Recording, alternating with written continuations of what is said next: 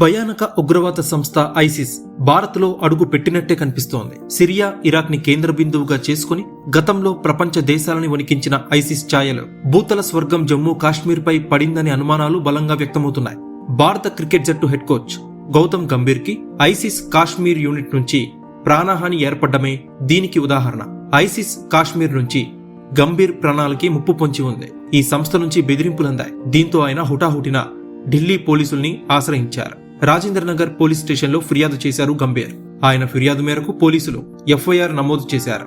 తనకి తన కుటుంబ సభ్యులకి రక్షణ కల్పించాలి అని ఈ సందర్భంగా గౌతమ్ గంభీర్ విజ్ఞప్తి చేశారు. ఐ కిల్ యూ అంటూ ఈ నెల 22వ తేదీన 2 ఈమెయిల్స్ తనకి అందాయని గౌతమ్ గంభీర్ ఈ ఫిర్యాదులో పేర్కొన్నాడు. తొలి ఈమెయిల్ ఆ రోజు మధ్యాహ్నం అందింది. సాయంత్రానికి మరో ఈమెయిల్ వచ్చింది. ఈ రెండిట్లో కూడా ఐ కిల్ యూ అనే అక్షరాలే ఉన్నాయి.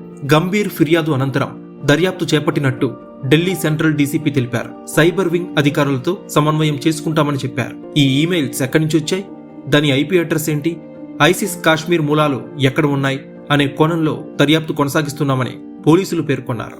ఇక మరోపక్క భారత netizens, team India fans Gautam Gambhir ని టచ్ చేసే దమ్ము మీకుందా, మా ఆర్మీ తలుచుకుంటే మీ ఆనవాళ్లు కూడా మిగలవంటూ కామెంట్స్ పెడుతున్నారు.